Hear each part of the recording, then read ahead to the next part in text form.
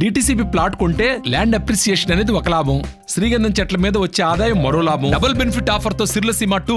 Visakha TDP parliamentary అధ్యక్షులు పల్లా శ్రీనివాస్ మనతో పన్నాను. Sir చెప్పండి, బీజేపీతో పొత్తు ఖరారైంది, ఏ విధంగా వైసీపీ మీద దండయాత్ర స్టార్ట్ చేయబోతున్నారు? అందరికీ నమస్కారం అండి.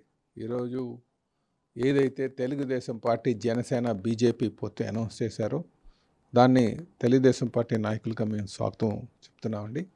అందుకే ఈ సందర్భంగా అన్ని వర్గాల వారికి, ముఖ్యంగా స్టీల్ ప్లాంట్కి సంబంధించినటువంటి ఎంప్లాయీస్ కావచ్చు, కార్మికులు కావచ్చు, నిర్వాసితులు కావచ్చు, కాంట్రాక్ట్ లేబర్ కావచ్చు, వీళ్ళందరికీ కూడా మేము భరోసా కల్పిస్తున్నాం. గతంలో తెలుగుదేశం పార్టీ, ఎందుకంటే బీజేపీ ఒక పాలసీతో ఉంది కనుక ఒక ఆలోచనతో ఉన్నారు, కానీ తెలుగుదేశం పార్టీ ప్లాంట్ని పరిరక్షించగలదు.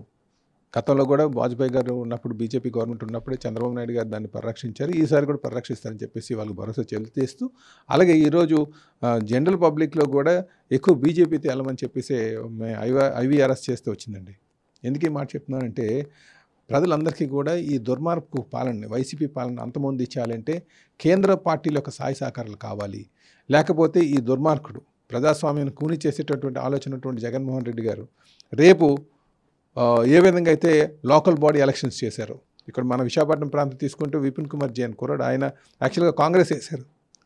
ఆ తర్వాత ఆయన బీరువా కాంగ్రెస్ తరపున వేసి ఆయన బీఫామ్ రాకపోతే ఇండిపెండెంట్ కింద బీరువా అనౌన్స్ అయిపోయిన తర్వాత, బయట డిస్ప్లే చేసిన తర్వాత రాత్రికి వైసీపీ కండువ కప్పారు. వైసీపీ తరపున మళ్ళీ పోటీ చేశారా అంటే అంత దుర్మార్గంగా, ఇది ఎవిడెన్స్తో చూపించాను నేను. అలాగే తిరుపతిలో చూడండి, ఒక సీనియర్ ఐఏఎస్ ఆఫీసర్ సస్పెండ్ అయ్యారు. ఆయన లాగిన్ నుంచి డిజిటల్ కీ నుంచి సుమారు 60,000 ఓట్లు యాడ్ చేశారు. స్టేట్ గవర్నమెంట్ సపోర్ట్ లేకుండా చేస్తారా?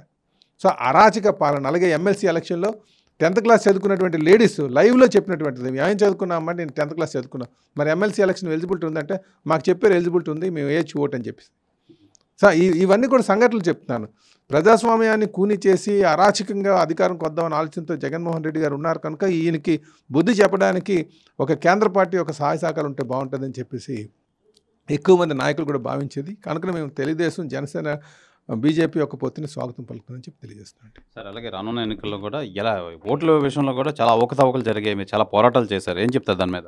అంతే అండి. జగన్మోహన్ రెడ్డి గారు కానీ అధికారంలో వచ్చే ప్రతి ఒక్కరు కూడా ఒక విషయం తెలుసుకోవాలండి, ప్రజాస్వామ్య విలువలు కాపాడాలి తప్ప ఆ ప్రజాస్వామ్య విలువలను కాలు రాయకూడదు. అధికారం అనేది శాశ్వతం కాదు.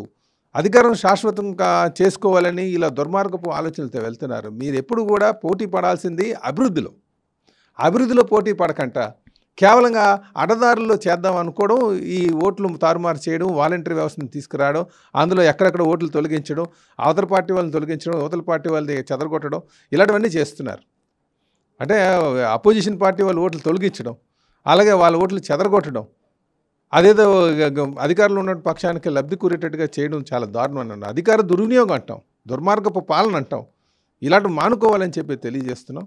కనుకనే ఈరోజు ఒకళ్ళు ఈసీ జనరల్గా కేంద్ర గవర్నమెంట్లో ఎక్కువగా దాని పాత్ర ఉంటుంది కనుక ఆ సపోర్ట్ ఉంటే ఫ్రీ అండ్ ఫెయిర్ ఎలక్షన్ జరుగుతుందన్న నమ్మకంతో మేము ఈరోజు పొట్లు పెట్టుకోవడం జరిగిందని కూడా ఈ సందర్భంగా తెలియజేస్తున్నాం. సార్, బీజేపీ కళ్ళం అది మీకు ప్లస్ అవుతుందా? ఏ విధంగా వెళ్ళబోతున్నారు? కేంద్ర ప్రభుత్వం సహకారం అందుతుంది, ఏ విధంగా చూడొచ్చు? అంటే బీజేపీతో ఈ స్టీల్ ప్లాంట్ విషయంలో కావచ్చు, లేకపోతే ఈ స్పెషల్ కేటగిరీ విషయంలో కావచ్చు, రైల్వే జోన్ విషయంలో కావచ్చు, సెంట్రల్ క్యాపిటల్ డెవలప్మెంట్ ఫండ్స్లో కావచ్చు, బ్యాక్వర్డ్ రీజన్ డెవలప్మెంట్ ఫండ్స్ కావచ్చు, వీటిలో ఈ ప్రభుత్వం ఒక నిర్లక్ష్యం వల్ల, అధికార పక్షం ఒక నిర్లక్ష్యం వల్ల ఇవి చేసుకోలేకపోయారు. ఎందుకంటే మేము ఎందుకు ఈ మాట అంటున్నామంటే, స్టీల్ ప్లాంట్కి వచ్చేసరికి అంటే వీటి వల్ల కొంత వ్యతిరేకత ఉంది.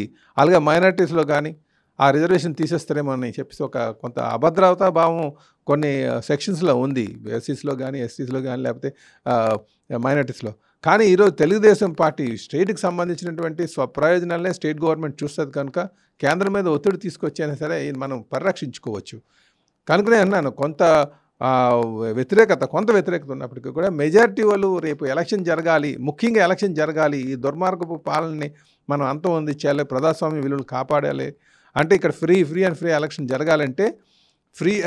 ఎలక్షన్ జరగాలి అంటే బీజేపీతో వెళ్తే మంచిదనే ఎక్కువ మంది ఐవీఆర్ఎస్లో చెప్పడం కూడా జరిగిందండి. అందుకే మేము ఈ పొత్తుని స్వాగతిస్తున్నాం. సార్, వైసీపీ ఈ పొత్తుని అక్రమ సంబంధంగా పోలుస్తుంది, చంద్రబాబు నాయుడు అక్రమ సంబంధం కింద పోలుస్తుంది, ఏమంటారు? అక్రమ సంబంధం అంటే ఈ రాష్ట్రాన్ని అక్రమంగా పరిపాలిస్తుంది ఎవరండి? జగన్మోహన్ రెడ్డిని ముఖ్యమంత్రి చేస్తే విజయసాయి రెడ్డి ఒక సామంతులాగా, పెద్దిరెడ్డి రామచంద్రరెడ్డి ఒక సామంతుడిలాగా, సజ్జల రామకృష్ణారెడ్డి ఒక సామంతుడిలాగా చేస్తున్నారు. ఇది అక్రమ పాలన అంటేనే. ఒకవేళ బహిరంగంగా పొత్తు పెట్టుకోకుండా వెనకచాటున కేంద్ర పార్టీలతో పొత్తు పెట్టుకున్నది ఎవరండి? కనుక జగన్మోహన్ రెడ్డి గారిది అది ఈ మాటలు నేను విన్నాను. అలాగే అంబటి గారు మాట్లాడుతున్న మాటలు కూడా. ముందు అంబటి గారు చేయాల్సింది ఏంటంటే ఆయన దృష్టి అంతా కూడా పోలవరం నిర్మాణం మీద పెట్టాలి. ఇదే శ్రద్ధ, ఇదే కబుర్లు పోలవరం మీద చెప్పుంటే బాగుండేది. ఈ ఒళ్ళి అవన్నీ మానేసి ఈరోజు శృతుల సవంతో చేయకపోవడం వల్ల మొత్తం ఉత్తరాంధ్ర ప్రాంతానికి నష్టం చేకూరింది. వీటిలో ముందుకే అభివృద్ధి మీద దృష్టి పెట్టండి, కబుర్లు తగ్గించండి అని చెప్పి తెలియజేస్తున్నాండి. సార్ ఈరోజు బాపట్లలో సిద్ధం సభ చేస్తున్నారు, మేనిఫెస్టో కూడా రిలీజ్ చేయబోతున్నారు. ఏంటి ఈ అడావుడంతా బీజేపీతో పొత్తు వల్ల అంటారా? సిద్ధం సభలు అనేసి ఈయన పెట్టుకుంటున్నారండి. కానీ ఆయన సిద్ధం అంటున్నాడు, ప్రజలు కూడా సంసిద్ధంగా ఉన్నారు ఇంటికి పంపించడానికి. సో ఈరోజు ఏది బలవంతంగా బస్సులు వేసి ప్రజల్ని ఇబ్బంది పెట్టి, మీరు చూడండి మొన్న అనకాపల్లి పిసినగాడ్లో సభ జరుగుతుంటే ఆవిడ చనిపోయింది. 36 years ఆవిడ 4 hours ఆ ట్రాఫిక్లో చిక్కుకుపోయి. అది టీచర్ ఆవిడ. దీనికి సమాధానం ఏం చెప్తారు వీళ్ళు? కనుక మీరు ఏదంటే పార్టీలు వేరు, పార్టీ పరంగా చేసుకునేటువంటి సభల్ని ప్రభుత్వ యంత్రాంగాన్ని వినియోగించకూడదు, దుర్వినియోగం అవుతుంది, పాలనని దుర్వినియోగం చేయడము. కనుక ఈ సిద్ధం సభలు అనేది కూడా మీరు మీ క్యాడర్తో పెట్టుకోండి. అంతేగాని వాలంటీర్లు, ప్రభుత్వం డబ్బులు ఇచ్చి వాలంటీర్లని, సచివాలయం సిబ్బందుల్ని, మిగతా వాళ్ళందరినీ కూడా మీకు పెన్షన్లు కట్ చేస్తామని చెప్పేసి భయభ్రాంతులు తీసుకెళ్ళి జనానికి తరలించడం దారుణం అని చెప్తున్నారు. అది కనుక మీరు అక్కడ ఆ సభలన్నీ కూడా మీరు జనాన్ని సమీకరించగలుగుతున్నారు, కానీ జనాన్ని అక్కడ ఉంచడానికి కానీ రేపు విజయానికి కావాల్సినటువంటి తంతు అయితే కాదని చెప్పి తెలియజేస్తున్నాను. సార్ మొన్నటి వరకు బీజేపీ అధిష్టానం మోదీ గారితో చాలా అనుకూలంగా ఉండే జగన్మోహన్ రెడ్డి ఇప్పుడు జగన్మోహన్ రెడ్డిని ఢీక్కొనలేక టీడీపీతోనే అది పొత్తు పెట్టుకుంటుంది బీజేపీ అని అంటున్నారు. ఏమంటారు? ఈ జనరల్గా ఈ కామెంట్స్ అన్నీ ఉంటాయి కదండి, జనరల్గా ఉండాల్సినటువంటి కామెంట్సే. కానీ వాస్తవికంగా చెప్పాలంటే జగన్మోహన్ రెడ్డి గారికి ఎవరికి కూడా నిద్ర అయితే పట్టట్లేదని చెప్పేసే తెలుస్తుందండి ఇది. ఎందుకంటే వీళ్ళంతా కూడా ఏదో విధంగా ముందు జనసేనతో పొత్తు పాడు చేద్దాం అనుకున్నారు, ఆ తర్వాత బీజేపీతో పొత్తు పాడు చేద్దాం అనుకున్నారు. పోన్లండి, ఈరోజు ఏదో విధంగా మొత్తానికి కొంత ఎలక్షన్స్ సజావుగా జరగాలంటే బీజేపీతో పెట్టుకుంటే మంచిదని ఆలోచన. బీజేపీతో ఉన్నటువంటి ఏకైక అడ్వాంటేజ్ ఏదంటే ఎలక్షన్స్ సజావుగా సాగుతామని, అలాగే ఈ రాష్ట్ర ఆర్థిక పరిస్థితులు దృష్టిలో పెట్టుకొని కూడా మనం పెట్టుకున్నది.